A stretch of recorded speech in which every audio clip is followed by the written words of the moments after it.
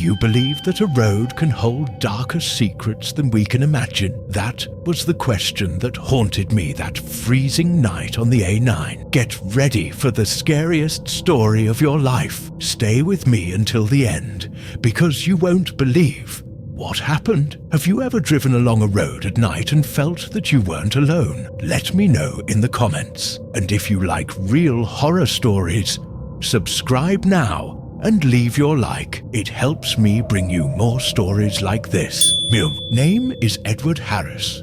I'm a freelance journalist, and I've always had a strange fascination with stories that others prefer to avoid. It was a cold October night when I decided to venture out onto the A9, one of Scotland's most feared roads. My objective: to investigate the dark tales that surrounded it, stories that ranged from ghost sightings to unexplained disappearances. It was supposed to be just another story, but what I found that night changed my life forever. The journey began in Pitlochry, a charming town in the heart of Scotland. The air was thick, as if the atmosphere itself knew something wasn't right.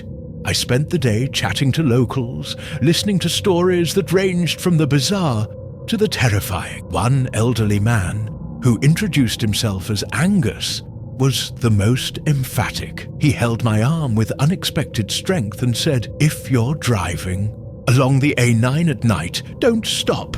No matter what you see, don't stop." Although his tone sent a shiver down my spine, I laughed to relieve the tension. After all, stories of haunted roads are common everywhere, aren't they? Still, as I prepared my gear in the car, I felt a growing unease. Perhaps it was the sky, which was already starting to turn a deep black color, or the wind that blew like a distant lament.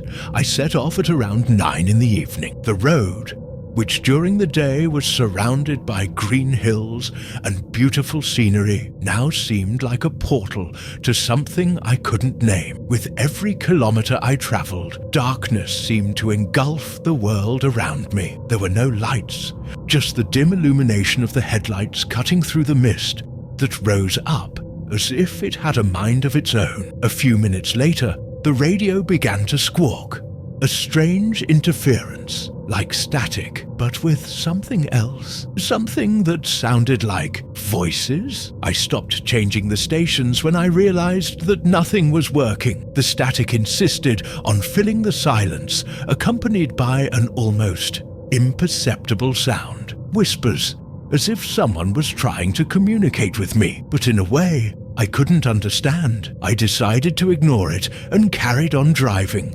However, the feeling of being watched grew stronger. I looked in the rearview mirror and almost swore I saw something moving in the back seat, but it was only my rucksack. At least, that's what I told myself. Then, the unexpected happened. A deer appeared in the middle of the road, forcing me to brake sharply. The car slid, the tires screeched, but I managed to stop before hitting it. When I raised my eyes to look at the animal, I felt my heart stop. This was no ordinary deer. Its eyes glowed a bright shade of red, like two embers burning in the darkness. And then, without warning, it disappeared. It didn't run. It didn't move. He just disappeared, as if he had never been there. My mind searched for logical explanations. Tiredness, perhaps? Reflections of light? But nothing seemed to make sense. I looked around, hoping to see some movement in the vegetation by the roadside, but everything was static. This was just the beginning, although I didn't know it yet. I put the car in motion again, trying to put the image of the deer out of my mind. As I drove, Angus's words echoed in my head. Don't stop, no matter what you see. The fog seemed to gather density, covering everything around me like a ghostly veil. It wasn't the first time I'd driven in conditions like this, but there was something strange about the night. The light from the headlights seemed to be swallowed up by the opaque grey, and the road ahead became indistinct, almost non-existent. My heart was beating fast, and part of me wanted to turn round, but curiosity, or perhaps pride, prevented me from giving up. As I drove on, a glow appeared on my right. It wasn't a car light or anything ordinary. It looked like a weak lantern swinging, as if someone was calling for help. Against my instinct, I slowed down to try and get a better look. There she was, a female figure, shrouded in shadows. Her silhouette outlined by the wavering light. I should never have stopped. I lowered the passenger side window, just enough to hear. "Are you all right?" I asked, my voice sounding firmer than I felt. The woman didn't answer straight away. She just approached slowly, her torch swinging like a mesmerizing pendulum. When she got close enough for me to make out her features, my stomach churned. Her face looked wrong, as if it had been distorted by some invisible force. Pale skin contrasted with deep, dark eyes that reflected no light at all. She finally spoke, her voice a hoarse, broken whisper. "You shouldn't be here." Before I could reply, the torch went out. Darkness engulfed everything, and when I turned my eyes back to the passenger seat, she was gone. My body tensed, every muscle screaming at me to speed up and get out of there. But something held my attention. It was the sound. In the absolute silence of the road, I heard footsteps, as if someone was walking around the car. The sound was irregular, heavy, like it was carrying something. I shifted into gear and floored the accelerator, leaving behind that figure and the oppressive feeling that seemed to grip my chest. However, the fog didn't ease. It moved with a strange intentionality, as if it were following me. It was then that I noticed something in the rearview mirror. At first, I thought it was a reflection, a trick of the light, but what I saw was unmistakable. There was a shape there, something indistinct but absolutely present. It wasn't in the back seat, but seemed to hover just above the car, like a deformed shadow. My mind was in a whirl. I remembered Angus again, and his words were not just a warning, but a cry for help that I had ignored. I tried to rationalize, to tell myself that it was all the result of tiredness and suggestion, but the feeling that I wasn't alone was undeniable. The tension was interrupted by a louder sound, a scream. Something or someone was crying out for help. It came from somewhere ahead, in the direction of a small turnoff that led to a rest area. It wasn't a wise idea, but part of me felt I couldn't ignore it. When I parked on the hard shoulder, I switched off the engine and stood still for a few seconds. The silence was deafening, and the shouting had ceased. All that remained was the whisper of the wind and the weight of the fog around me. I gripped the steering wheel tightly, taking deep breaths and trying to decide what to do. The scream came again, closer, almost next to the car. The sound seemed to come from everywhere. It wasn't just a scream, but something more visceral, almost animal, like the wailing of something that shouldn't exist. My hand hesitated over the ignition key. Getting out of there seemed the obvious decision. But something in the sound, in that anguished intonation, kept me still. I looked at the entrance to the bypass, a narrow road that snaked through the mist like a forgotten track.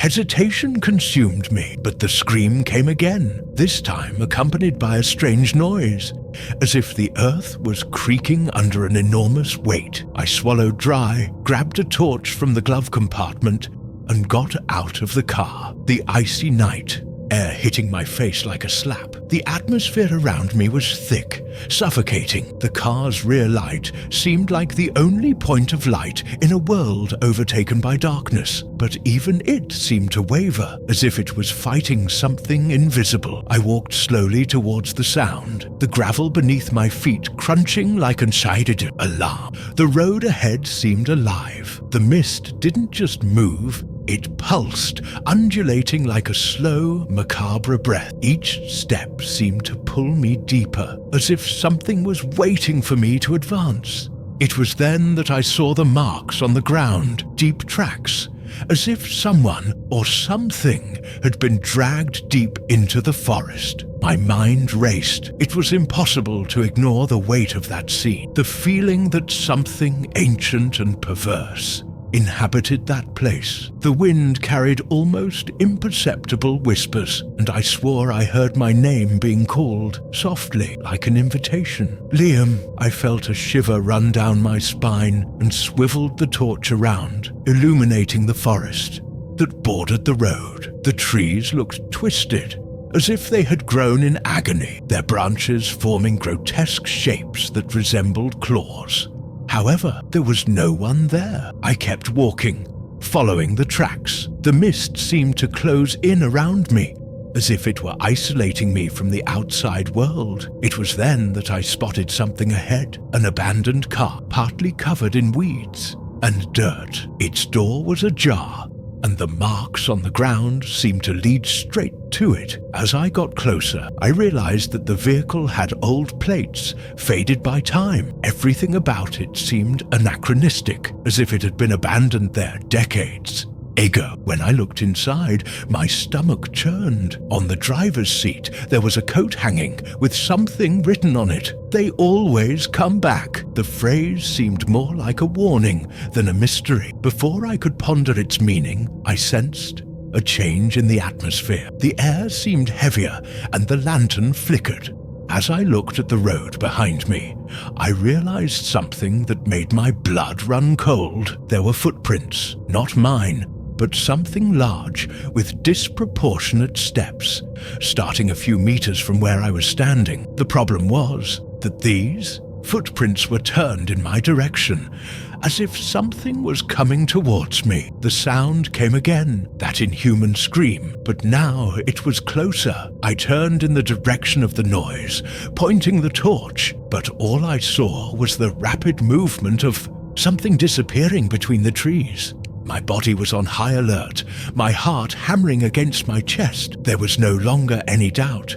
I was being watched, perhaps even hunted. Suddenly, the torch went out. My vision was taken over by absolute darkness, and the only sound was my breathing, rapid and uncontrolled. I stood still, frozen, listening to the sound of footsteps again, but this time, they weren't far away. They were behind me. The sensation of an approaching weight, almost palpable, was overwhelming. I turned round suddenly, trying to see anything, but the mist and darkness conspired to hide everything. Then I heard a whisper, so close that it seemed to come directly from my ear. "Why did you come back?" The whisper made my body freeze, as if all the heat had been drained out of it. I turned round, but all I saw was emptiness, mist, dancing into impossible shapes. The road seemed infinitely longer now, the car as far away as a dream. I walked blindly, my feet stumbling over loose stones. The torch remained useless, and the world around me seemed narrower, as if the shadows had gained weight. With every step, the air carried an acrid smell, like burnt wood mixed with something putrid. And then the sound came again, that scream. Only now, it was different. No longer a distant echo, but something viscerally close, as if trapped between space and time. My instinct screamed at me to run, but my legs refused. There was something magnetizing about that sound, like a dark melody that promised answers I wasn't sure I wanted. The mist began to open like curtains on a stage. Little by little, it revealed a stone arch beside the road, so covered in moss that it looked like part of the ground itself. Ancient engravings were carved into its surface, marks I didn't recognize, but which pulsed with an almost living energy. I don't know what drew me in. Perhaps it was the sound, or perhaps the simple fact that the road behind seemed to have disappeared. The darkness inside the archway was absolute, but when I took my first step, something changed. The atmosphere seemed out of place. It wasn't just the absence of light. It was as if the space around me had been distorted, folded in on itself. My hands trembled as I tried to feel the ground, but it felt strange, almost spongy. The silence was deafening, broken only by my breathing. And then I saw the lights, little red dots, shining like eyes in the darkness. They were scattered on the horizon, moving slowly and methodically. They weren't car headlights or torches. They seemed to be watching. A low, hoarse laugh cut through the air. It wasn't human, and it wasn't coming from a specific place. It seemed to spread through the room, resonating inside my head. It was impossible to ignore the sensation of being watched by something that didn't belong in this world. The vision became clearer. A group of figures were standing ahead, their silhouettes only partially visible. They stood around something that looked like a stone table, and a reddish glow emanated from the central object. When I tried to approach, I felt the ground beneath. My feet move. It was as if I were alive, pulsating with every step. With each movement, the sensation of being pulled somewhere deeper grew. The laughter became louder, accompanied by whispers in a language I'd never heard before. When I finally got close enough to see, horror took over. The figures weren't human. Their faces were covered in grotesque masks made of some material that looked like dried meat. Their hands were long and disproportionate, with fingers that ended in claws. Whatever was on the table pulsed like a giant heart, lighting up the room in shades of red and purple. It was impossible to look at it without feeling a deep nausea, as if something inside me was being drained. Suddenly, one of the figures turned its head, and its glowing red eyes stared straight at me. It was at that moment that I realized my mistake. I wasn't a spectator. I was part of what was happening there. An invisible force pulled me forwards, and my vision began to dim. The whispers were now shouting, each word digging into my mind like a knife. I tried to fight, but my body wouldn't respond. When I finally regained control, I was on the road again. The car was still there, but something had changed. My reflection in the car window looked different. Something inside me had been left behind in that place. The silence around me was oppressive, as if even the sound had been swallowed up by the road. The car lights were still on, but they didn't illuminate as they had before. Something in the air seemed altered, dense, like an invisible veil separating the world I knew from the one I now found myself in. As I approached the vehicle, a feeling of déjà vu came over me. It wasn't as if I had already lived that moment, but as if something or someone was manipulating time, creating a cycle that I couldn't break. As I touched the door handle, I felt a strange warmth, almost like a pulse. Inside the car, everything seemed normal at first glance, but small details began to stand out. The rearview mirror was turned down, although I knew I had adjusted it before I left. A photo I had kept in the glove compartment was now on the passenger seat, as if someone wanted me to see it. In the picture, there was a group of people smiling in front of a monument I didn't recognize, but something seemed wrong with their faces. They weren't the people I knew.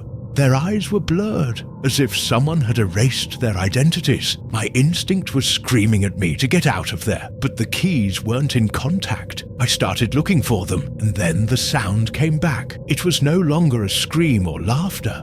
It was something worse, like thousands of voices whispering in unison, each carrying a tone of urgency. Looking through the windscreen, I saw something that hadn't been there before, a figure on the road, shrouded in mist.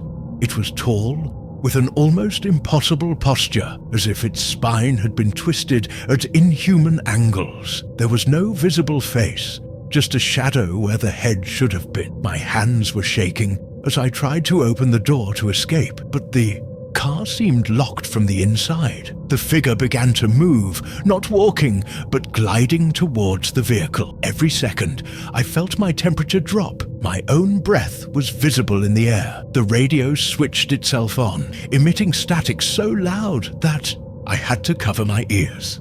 Between the squeaks, disconnected words came out, names I didn't recognize, and fragments of sentences that sounded like warnings or curses. With no other option, I banged hard on the window glass, trying to break it. With each blow, the sound on the radio got louder and the figure closer. When the glass finally gave way, I ran out into the road without looking back. The mist seemed alive, as if my every move attracted it. I ran towards the darkness, hoping to find something that would take me away from the nightmare. The sound of voices continued, now mixed with footsteps that weren't mine. In the distance, I saw a lit lamppost, and for a brief moment, I was hopeful. But as I got closer, I realized that something was wrong. The light flickered, casting shadows that seemed to take on shapes. The lamppost was leaning, as if about to fall over, and underneath it there was something partially buried in the ground. It was a sign, corroded by time, but still legible. It read, "Welcome to the A9," in Gothic letters that seemed to be dripping with ink. The heat in my chest returned, and along with it, the feeling that I was being watched. When I turned round, there was no more mist, no more road, just a black expanse with the same red lights that had once shone in the darkness. They flashed in sequence, creating a pattern that seemed to carry a meaning, like a warning or a countdown. The sound ceased, but the stillness brought something worse, a heaviness in the air, as if the room itself was on the verge of collapsing. My legs were frozen, and a new figure appeared before me, completely different from the previous one. It was a woman, dressed in black, with a veil covering her face. She pointed to the sign, and a single word escaped her lips. "Stay." That last word echoed in my mind like a brand. The lamppost went out, and everything around me collapsed into darkness. Time seemed to have stopped, but the sensation of falling continued, as if I were being swallowed up by the road itself. When the darkness engulfed me, I didn't just feel the absence of light. It was as if something deeper had taken hold of me, a force that sucked out every rational thought and replaced it with an overwhelming emptiness. My breathing was heavy, echoing in the absolute nothingness that now surrounded me. Suddenly, the ground beneath my feet returned, but it was different. It was no longer tarmac. The texture was cold, damp, like old stone covered in moss. I tried to move forwards, but it seemed that the space around me was stretching, and each step was a futile effort. A distant sound broke through the darkness, the ringing of bells followed by a collective murmur. It was impossible to discern words, but there was an urgency in the tones that chilled me to the bone. I followed the sound, guided by curiosity and fear, each step seeming like an eternity. The space around me began to change. Points of light appeared like stars, but they weren't comforting. They pulsed in an irregular, almost living rhythm, casting shadows that danced like macabre figures. Finally, a structure began to emerge ahead. It was an arched bridge, weathered by time. The stones were covered in engravings that looked like runes, but the symbols were unlike anything I had ever seen. There was something deeply wrong with that bridge, as if it were a portal to something far beyond human comprehension. As I approached, a figure appeared again. It wasn't the woman with the veil, nor the creature from the road. This being was something beyond form, an oscillating silhouette that seemed to be made of smoke and shadows, its contours changing every second. Her voice cut through the silence, soft but carrying an authority that made my heart race. She didn't speak directly, but the words echoed inside my mind. "You chose this path. The road never frees those who cross it." Suddenly, the bridge began to transform. The runes glowed in scarlet tones, and figures began to emerge from the ground, as if they were made of stone itself. They squirmed, their faces expressing agony, but their empty eyes were fixed on me. I wanted to run, but my feet were glued to the ground. The dark being gestured, and the stone figures began to move, slowly advancing towards me. Each step felt like a direct blow to my spirit, as if they were draining my very essence. In a last desperate effort, I closed my eyes and screamed, trying to block it all out. When I opened them again, I was back on the road, lying on the cold tarmac, the car a few meters away. The fog had cleared and the sky was clear, revealing the stars. I stood up, shivering, and walked back to the car. There was no sign of what had happened, but something inside me had changed. The radio was silent, the keys in contact. I started the car and began to drive without looking back. The journey home was a mixture of relief and paranoia. Every shadow on the road seemed to carry hidden intentions, and every sound in the environment made me jump. When I finally pulled into the garage, the silence was deafening. Over the next few days, I researched everything I could about the A9. I discovered stories of unexplained disappearances, sightings of strange figures, and ancient legends about sacrifices and curses associated with the road. It was no coincidence. I'd crossed a threshold that few survived to tell. Even today, I feel that something is watching me, as if I had brought something with me from that night. Every time I see a road shrouded in mist, my mind returns to that night on the A9. Now, tell this story as a warning. Scotland's most haunted road is not just a legend. It's real, and it doesn't forget those who dare to challenge its mysteries. If this story sent a shiver down your spine, don't forget to like it, subscribe to the channel, and share this dark tale with anyone who also loves the unexplained. What do you think really happened to me that night? Leave your theory in the comments, and don't miss the next videos. Who knows what else is lurking in the darkness?